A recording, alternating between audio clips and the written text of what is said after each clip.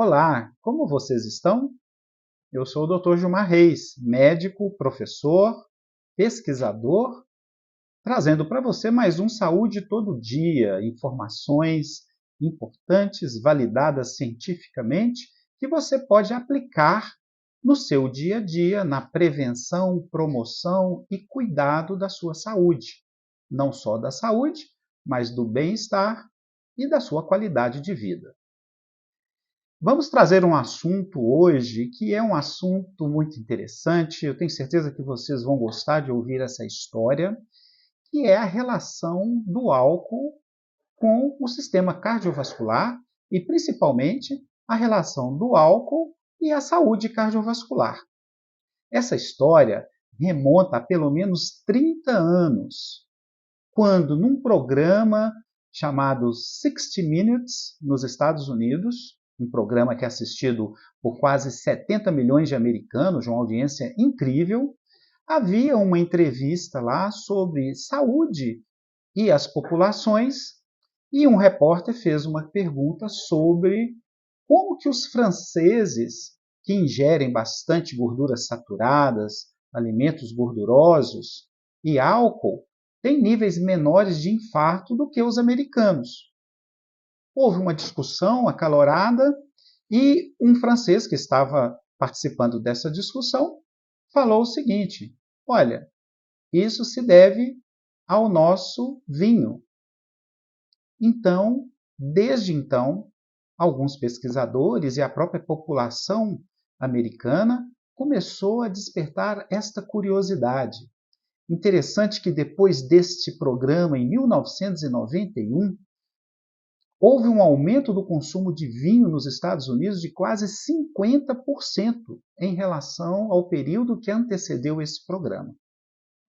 Algumas publicações começaram a surgir mostrando uma correlação entre uma ingestão de quantidade leve a moderada de álcool e redução de coágulo nas artérias. Esta é uma evidência indireta que pode sugerir a redução de infartos e de acidente vascular cerebral isquêmico. Outros estudos foram surgindo nos anos subsequentes a essa entrevista, tentando associar uma quantidade de consumo leve a moderada de álcool com a redução de eventos cardiovasculares e associado a dietas outras que nós sabemos que também podem fazer esse efeito. Uma dieta que foi muito bem estudada nessa época é a dieta mediterrânea, principalmente adotada na Itália, onde as pessoas ingerem muitas verduras, frutos do mar, azeite e, olhe quem? O vinho. Então, advogou-se que 2 taças de vinho agregado às refeições poderia reduzir, sim, eventos cardiovasculares. Aqui nós estamos falando do infarto e do derrame. Esta crença alavancou em muito a venda de vinhos em todo o mundo.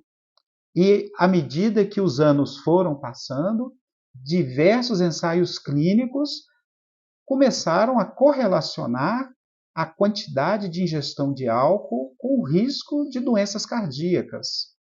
E esses artigos todos apontando numa única direção: um consumo muito leve ou moderado de álcool reduz a chance dos problemas cardíacos. A ponto de que, numa grande revista chamada New England Journal of Medicine, foi publicado um estudo observacional com 490 mil americanos, foram acompanhados durante 9 anos, e mostrou que uma ingestão moderada de álcool, equivalente a aproximadamente 2 taças de vinho por dia, reduzia em 40% a chance de morrer de doença cardiovascular. E esse estudo, ele avaliou as pessoas que bebiam esporadicamente, as pessoas que tomavam um drink somente por dia, uma taça de vinho ou menos por dia, pessoas que tomavam 2 ou até 3, e mostrando que no consumo leve a moderado, no máximo 2 taças, havia sim uma redução de risco cardiovascular. Pois é, Essa história rendeu muito. Houveram diversos pesquisadores que estavam querendo entender o que estava acontecendo com o vinho que ele trazia esses benefícios. Mas esses estudos estavam falando não somente de vinho, eles estavam falando de bebidas destiladas, da cerveja, das bebidas feitas nos restaurantes, quando a gente pede os drinks, enfim, ele estava falando do álcool. Provavelmente, devido a um grande apoio e incentivo da indústria alcooleira e da indústria de destilados, esses estudos acabaram ganhando uma repercussão na mídia gigantesca. Entretanto, alguns cientistas não estavam muito satisfeitos com essa situação, porque o álcool é sabidamente causador de uma série de outros problemas, mesmo em doses leves a moderadas, em outros órgãos e sistemas. Então, esses pesquisadores começaram a questionar, na verdade, esses estudos que estavam apontando que o consumo de vinho e álcool em quantidades leves eram benéficos para a saúde cardiovascular. Esses efeitos foram mostrados que eles eram muito dependentes dos fatores de risco cardiovasculares.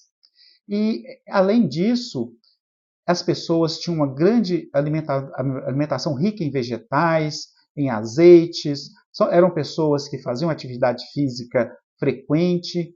Então começou-se a investigar, na verdade, se talvez estes outros fatores de risco, sim, presentes, estavam causando essa redução dos eventos. Ou seja, um dado que gerava fator de confusão na hora de você analisar este risco ou benefício das bebidas alcoólicas em pequena quantidade.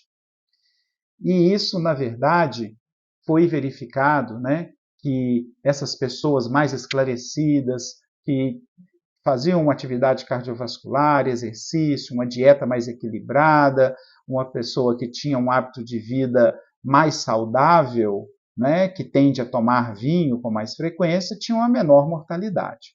Nos anos 2000, já 10, 15 anos depois, começaram a surgir outros ensaios clínicos mostrando, na verdade, que a história não é bem assim.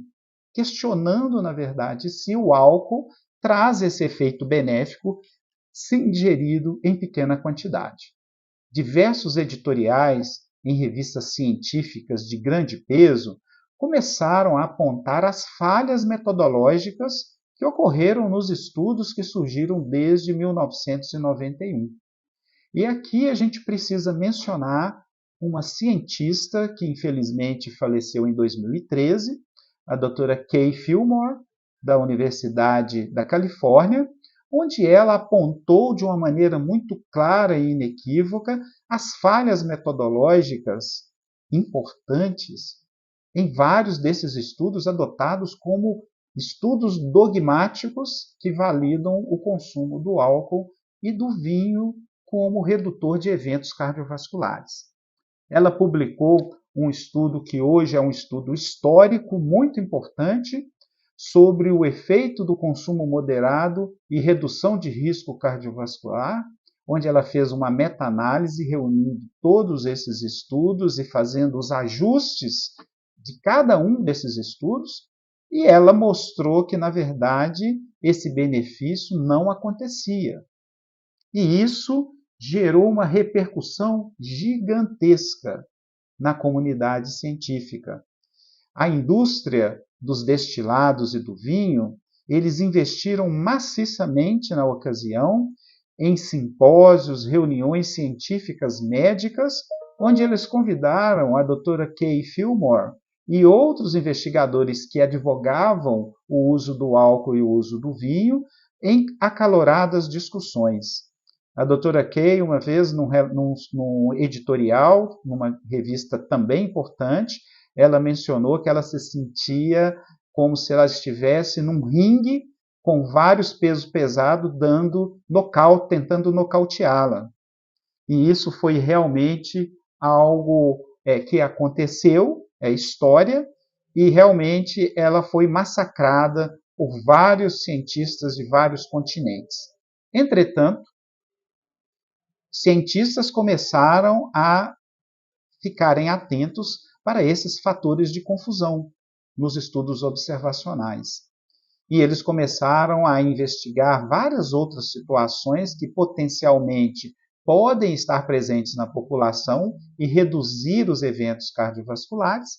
E aí, esses estudos começaram a mostrar que a história realmente não é bem assim. Até que em 2023, um grande estudo mostrou que a associação da ingestão de álcool, mesmo em pequenas doses, aumenta a mortalidade global, a mortalidade cardiovascular e o risco de doenças cardiovasculares, como o infarto e o acidente vascular cerebral. Esse estudo ele reuniu mais de 200 estudos de grande porte, randomizados ou observacionais, mas de grande população. Ele fez os ajustes que eram necessários, que nesses estudos não foram feitos, e o resultado dessa revisão sistemática, que tem um peso muito maior do que 1 ou 2 artigos, porque ela reúne mais de 150 de grandes estudos na área, mostrou que o consumo leve a moderado do álcool não reduz risco cardiovascular, não reduz a mortalidade, nem cardiovascular, nem por qualquer outra causa.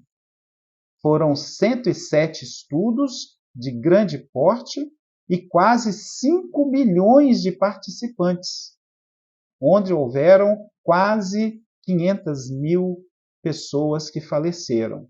Ou seja, um dado que realmente chama muito a atenção, mostrando que tudo que se sabia e falava até então em relação ao consumo do álcool era meio que uma história, um conto da carochinha. E esses estudos foram ajustados para todos os fatores de risco, para o gênero, para o ano de publicação, para os vieses que podem acontecer entre os pesquisadores, para todas as covariáveis que poderiam estar associadas, e aí realmente aqueles benefícios que foram mostrados, eles se perderam. As evidências mais recentes mostram que o consumo leve a moderado de álcool pode, inclusive, aumentar o risco de eventos cardiovasculares maiores. E quando eu falo, mais uma vez repetindo, o infarto e o derrame. Uma revisão sistemática que surgiu, ela mais recente ainda do que essa de 2023, vem mostrando que esta é a situação.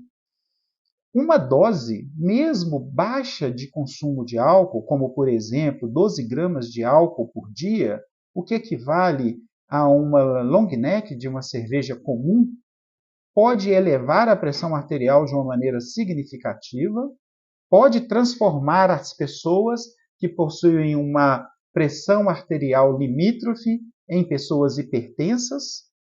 É uma causa identificada e significativa de fibrilação atrial, que é um ritmo do coração alterado, que está intimamente associado a acidentes vasculares cerebrais isquêmicos, pois ele favorece a formação de coágulos dentro do coração e esses coágulos podem se romper e alojar no cérebro, gerando derrame. A principal causa de derrame nas pessoas acima de 55 anos é a fibrilação atrial. Além do mais, os estudos mais recentes estão apontando de uma maneira muito clara, conforme a Organização Mundial de Saúde já apontava desde 1988, que mesmo doses muito discretas de consumo de álcool diariamente podem aumentar a taxa de câncer de toda a ordem. Ou seja, nenhuma quantidade de álcool é segura. Aí você está perguntando, mas e o vinho? Onde que o vinho se encaixa nessa situação? Pois é, o vinho entrou nessa história toda porque, além dele ter uma quantidade de álcool, ele possui alguns antioxidantes que nós sabemos que podem trazer benefícios cardiovasculares. Esses antioxidantes são chamados de polifenóis e o mais estudado deles é o resveratrol, que é um polifenol que ele atua no organismo, relaxando os vasos e provocando um processo anti-inflamatório na parede dos vasos, dificultando a progressão da aterosclerose, o que, em última análise, pode reduzir eventos macrovasculares, tanto no coração quanto no cérebro. Entretanto, o resveratrol que tem no vinho, ele possui uma meia-vida muito reduzida se você abre a garrafa. Dura menos de 3 horas. Ou seja, para que você ingira o vinho que tem álcool e tenha o benefício do polifenol, você deverá consumir esta garrafa de vinho no máximo em 3 horas. Então você não pode abrir uma garrafa, tomar uma taça, põe na geladeira, no dia seguinte você toma de novo e assim sucessivamente. O que vai induzir você a tomar uma quantidade de álcool bem maior, né? Os estudos iniciais de 1990 até 2007, eles apontavam para o benefício do vinho por causa tanto do álcool quanto do resveratrol. Entretanto, os estudos mais recentes mostram que isso não é também uma verdade.